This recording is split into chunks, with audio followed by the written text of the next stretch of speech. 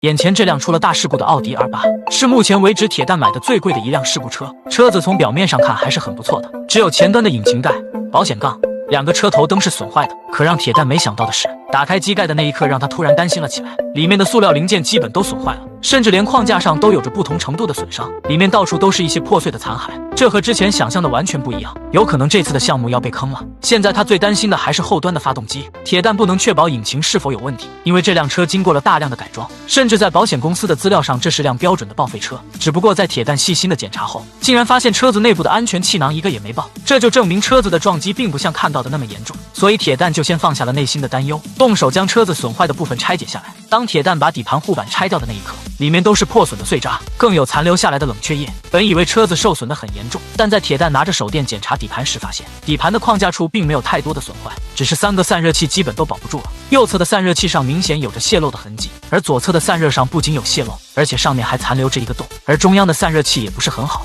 到处都是划痕和凹陷的地方。现在铁蛋只有先把保险杠拆下来，进一步检查一下受损的情况。等铁蛋对底部的损伤做到心中有数后，就将车子放了下来。他准备将车上损坏的部件都拆解下来，随着破旧的碎片被铁蛋一一的拿掉。这时我们就可以看到，车子的损伤要比表面上损坏的更严重一些，就连上面的空调装置和玻璃水箱都损坏了，甚至连增压器上的水箱都不翼而飞了。虽然此时受损的状况不断的增加，但这些零件都是可以轻松买到的，所以铁蛋就从网上订了一批部件。等了几天后，这些零件就到货了。铁蛋将所有的零件都摆放在了地上，这是这次修复的所有零件。不过现在还不是安装它们的时候，因为车子的框架还没有修复，所以铁蛋就去买了一个整个前端框架，准备从这上面切割下可用的零件，并且还请了一位专业的钣金师傅。只见他在框架上用卷尺量好尺寸，并在上面用笔标记好，接着就用切割机切割了起来。他要将车身损坏连带的部分都切掉，然后从新购买的2手零件上截取所需的部件。这一步最关键的地方就是要算计出截取好连接的部分，不能多一点也不能少一点，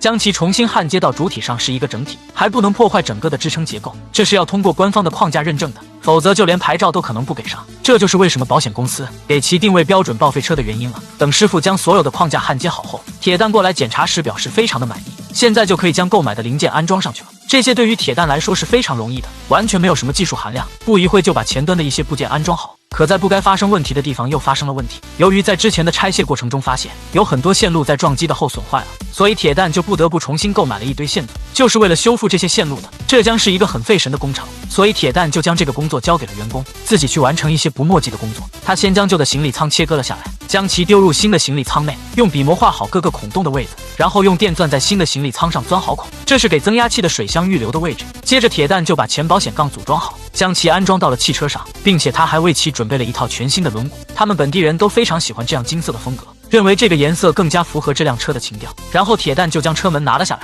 接着就是车内的座椅。原本以为车内的部分是不需要更换的，但在铁蛋的检查后发现，车门上和座椅的背部都是有损伤的，所以铁蛋准备将其更换一套新的。拆卸下来的座椅和门都可以卖到2手市场，这样也可以回来一部分费用。所以铁蛋就给车顶更换了一个翻毛皮的顶棚，这样车子看起来会高端许多。等铁蛋把新的座椅安装上去后，我们就可以发现这个座椅都是智能调控的，要比之前的座椅高端了许多。不仅如此，铁蛋还给车重新更换了方向盘。他认为之前绒面格的方向盘非常丑，不如原本车子出厂时的好。此时的车子修复已经到了尾声，之前订购的大灯也终于到货了。他这次购买了一对2手的大灯。大家都知道奥迪的车灯是非常昂贵的，所以铁蛋为了省钱，在网上淘了一对2手的，将其安装上去后，铁蛋就把前保险杠安装了上去。至此，这辆报废的奥迪 R8 就修复完成了。车子看起来非常的不错，一点都没有之前破旧的影子。不过铁蛋感觉这些还不够，他还给车子上贴了膜，因为铁蛋修复这辆车子是要去赛车的，贴了膜的 R8 属实不如原来的好看，但铁蛋认为这样才有赛车的情调，所以他刚将车子贴完，